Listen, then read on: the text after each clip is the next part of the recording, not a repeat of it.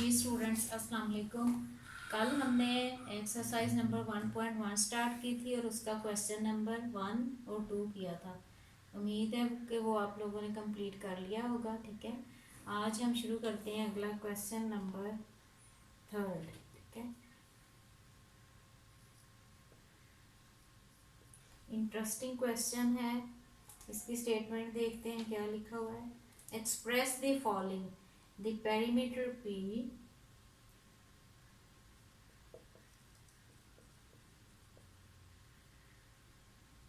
express the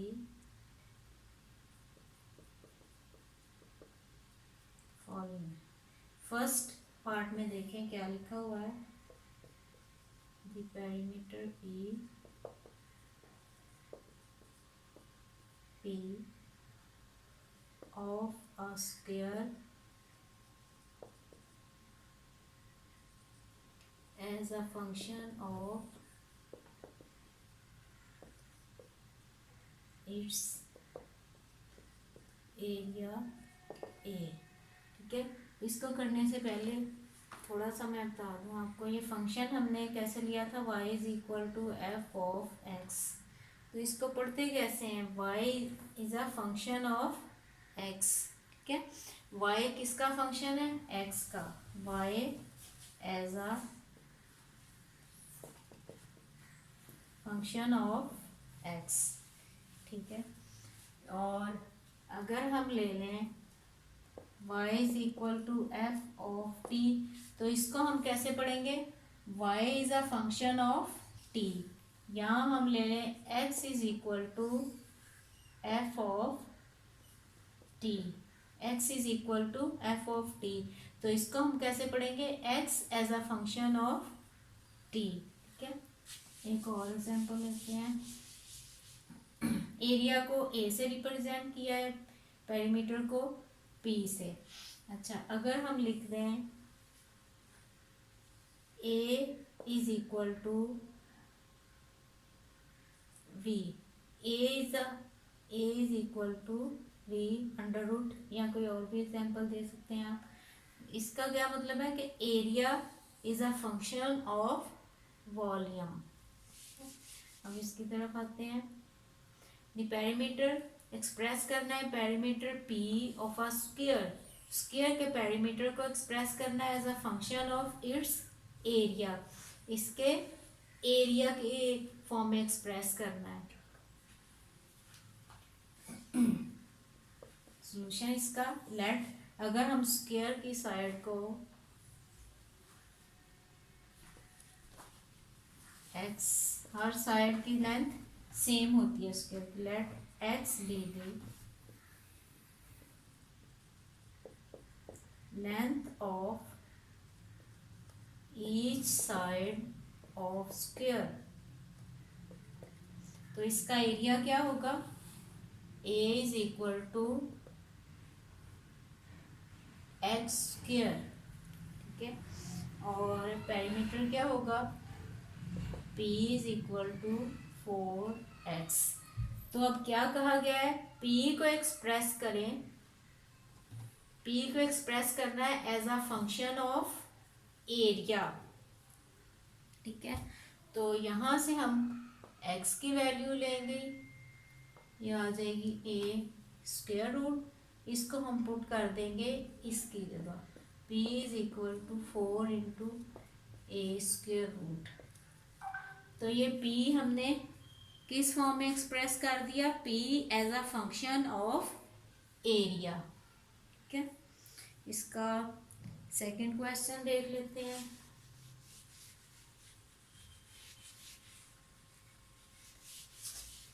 perimeter को express कर दिया as a function of its area. Second part देखें, सेकंड में क्या कहा है, the area A of a circle as a function of its circumference C. Area को कहा है, ए ही कहा है, और सर्कल की सर्कमफ्रेंस को सी कहा है। ठीक है, तो सर्कल का एरिया क्या होता है, पाई आर स्क्वायर। अगर हम आर उसका रेडियस ले रहे हैं, let R be the radius of circle, तो एरिया क्या होगा पाई आर स्क्वायर, और सरकमफ्रेंस उसको कैपिटल सी से शो किया है 2 पाई आर। तो एक्सप्रेस किसको करना है, एक्सप्रेस एरिया ए, एरिया को एक्सप्रेस करना है as a function of circumference. तो यहां से हम आर की वैल्यू निकालेंगे, सी बाय 2r, इसको हम पुट कर देंगे, इसको 1 का नाम दे देते हैं, पुट इन 1।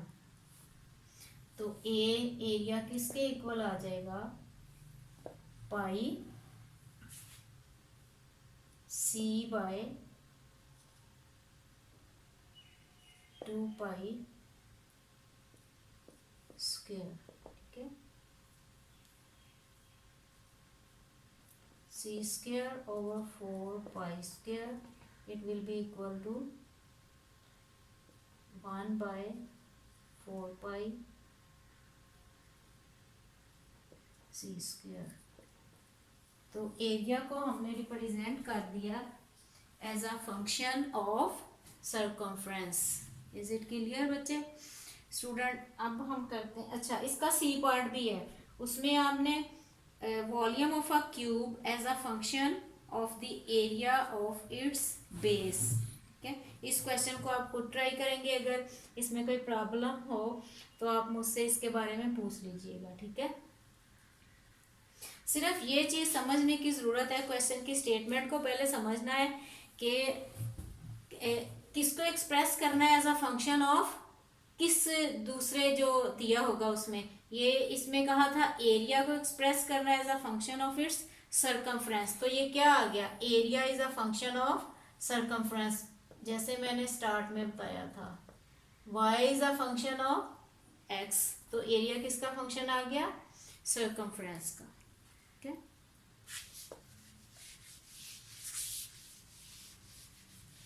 अब हम चलते हैं क्वेश्चन नंबर 4 की तरफ।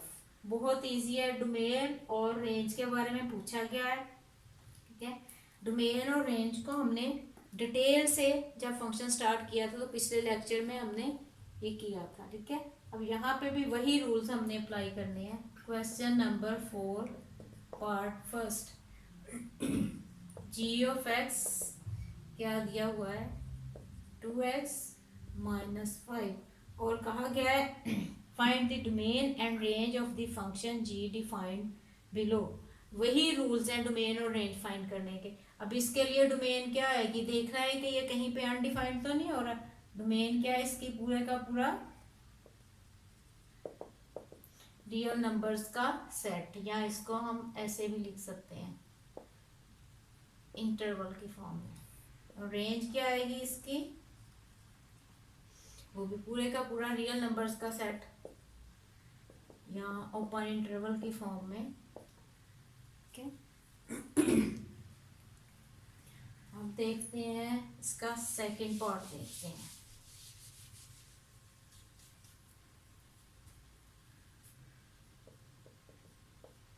सेकंड पार्ट में क्या कहा गया है, g of x is equal to x square -4 square root. Domain के लिए क्या करते थे, जब फंक्शन अंडर रूट की फॉर्म में आता है अंदर पॉजिटिव होना चाहिए, एक्स स्क्वायर -4 ग्रेटर देन और इक्वल टू 0। ठीक है, एक्स स्क्वायर ग्रेटर देन और इक्वल टू 4, यहाँ से क्या आ जाएगा, एक्स इज ग्रेटर देन और इक्वल टू 2 और एक्स इज लेस देन और इक्वल टू -2। ठीक है, अब अगर इसको हम रियल लाइन पे देखें, 2 -2 और 2, इसकी डोमेन हम लिखें तो ये क्या आएगी, ये किनके लिए है, यहाँ से -2 से सारे छोटे नंबर्स इधर आ जाएगा और ये सारे के सारे इधर। ठीक है, तो इसकी डोमेन क्या बनेगी, 2 इसमें शामिल है, ये सारे के सारा ये वाला इंटरवल। ठीक है, यूनियन ये अब 2 से इधर वाला सारा इंटरवल 2 टू पॉजिटिव इन्फिनिटी, इसके कॉरस्पॉन्डिंग रेंज क्या आएगी? रेंज इसकी 2 रखने से नंबर क्या आएगा? सबसे पहले हमारे पास अगर देखें तो या -2, g(x) में अगर 2 या -2 हम रखें तो ये आ जाएगा 4 - 4 इज इक्वल टू 0। ठीक है, तो रेंज क्या आ जाएगी? रेंज 0 से स्टार्ट होके और पॉजिटिव इन्फिनिटी की तरफ। ठीक है, वही रूल्स हैं जो पीछे डोमेन और रेंज के हम डेफिनेशन में डिटेल से करके आए हैं।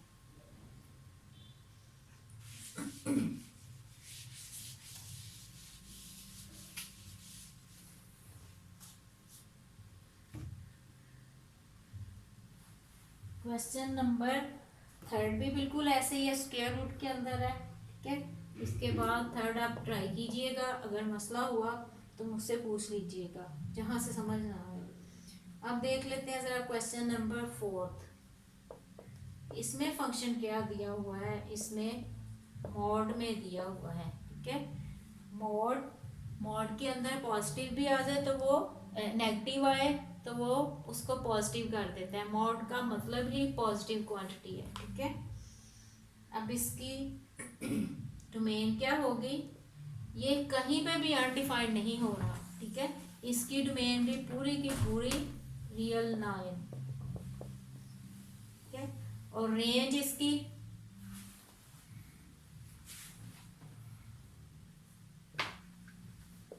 इस डोमेन में से हम जो भी नंबर दें इस फंक्शन में, लेट्स सपोज अगर आप देना चाहते हैं, मैं -2 देती हूँ तो इसने इसको पॉजिटिव कर देना है।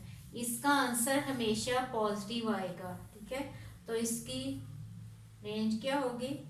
Set of all positive numbers. ठीक है, या इसको ऐसे लिख सकते हैं हम 0 to +∞। ओके, अब चलते हैं हम क्वेश्चन नंबर आगे 5 और 6 पीस वाइज एक फंक्शन कर लेते हैं। ठीक है, क्वेश्चन नंबर देखें 6 पार्ट देखें इसका। ठीक है, 6 पार्ट देखें। g(x) क्या दिया हुआ है? x - 1 और 2x + 1। ये क्या है? x when x is less than 3, और ये किसके लिए? when x is greater than or equal to 3। ये पीस वाइज फंक्शन है। ठीक है, पीस वाइज फंक्शन इसको क्यों बोलते हैं? क्योंकि इसके देखें हिस्से बना दिए हैं। अगर रियल लाइन पे देखें तो ये 3 है। 3 से जब छोटे सारे नंबर्स हैं तो उनके लिए ये अलग से फंक्शन डिफाइन कर दिया, और जब 3 और 3 से बड़े सारे नंबर्स हैं तो उनके लिए ये अलग से फंक्शन डिफाइन कर दिया, पीसेस कर दिया उसके। इस वजह से इसको पीस वाइज फंक्शन बोलते हैं। अब इसकी डोमेन देखते हैं, डोमेन क्या आएगी। अगर इस फंक्शन की बात करें तो ये 3 से छोटे सारे इधर वाली साइड पे, ठीक है, ये आएगा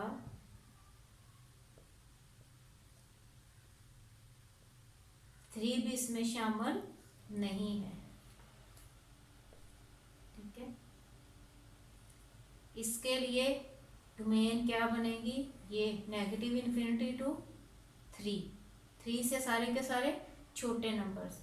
और अगर हम इसकी बात करें तो इसके लिए डोमेन क्या बनेगी? 3 इसमें शामिल है, 3 to +∞।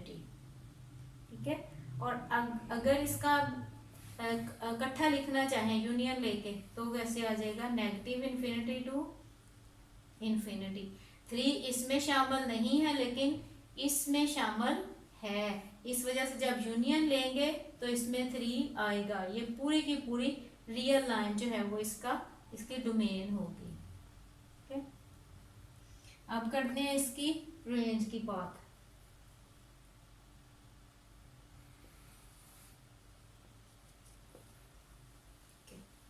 रेंज के लिए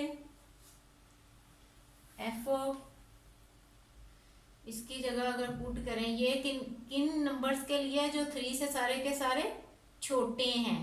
ठीक है, ये वाला फंक्शन डिफाइन किया गया, लेकिन इसमें हम 3 पुट करके देखते हैं। F of x is equal to X minus 1, किन के लिए, जब एक्स 3 से लेस है, 3 इसकी डोमेन में शामिल नहीं है, यहाँ पे जो लिखा था। ठीक है, तो यहाँ पे हम 3 पुट करके देखते हैं क्या आंसर आता है। 3 माइनस 1 2।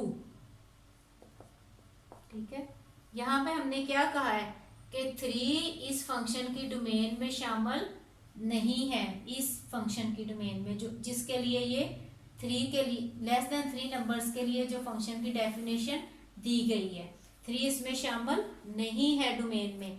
जब 3 डोमेन में शामिल नहीं है तो 3 उसमें वैल्यू पुट करने से जो आंसर आएगा, जो रेंज आएगी, वो नंबर उसकी रेंज में भी शामिल नहीं होगा, क्योंकि 3 ही जब डोमेन में शामिल नहीं है तो उसके कॉरस्पॉन्डिंग जो हमारा इमेज आएगा, जो रेंज आएगी, वो उसकी रेंज में शामिल नहीं होगा।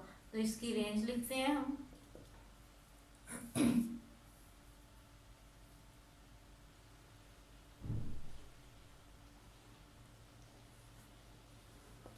टू और 3 से लेस है तो ये आएगा 2 टू नेगेटिव इंफिनिटी। 2 शामिल नहीं है।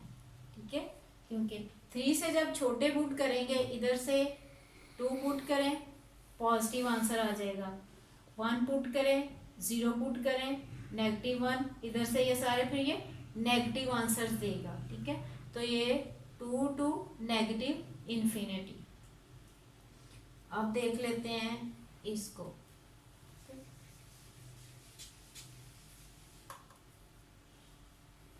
इसमें ये किन के लिए, x ग्रेटर देन और इक्वल टू 3, जब x 3 के इक्वल है या 3 से बड़ा है तो क्या आएगा।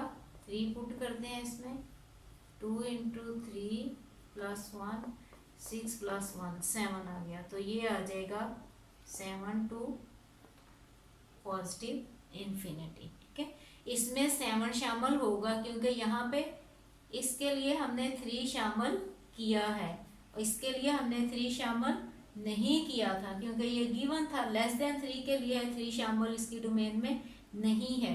तो 3 रखने से जो आंसर आता है वो उसकी रेंज में भी शामिल नहीं होगा। ठीक है, तो इधर 3 शामिल था, 3 को इंक्लूड करके जो आंसर आएगा, ठीक है, वो इसकी रेंज में शामिल वो नंबर होगा। ठीक है, तो इसकी रेंज आ गई नेगेटिव इन्फिनिटी टू 2 शामिल नहीं है, यूनियन 7 टू प्लस इन्फिनिटी 7 उसमें शामिल है।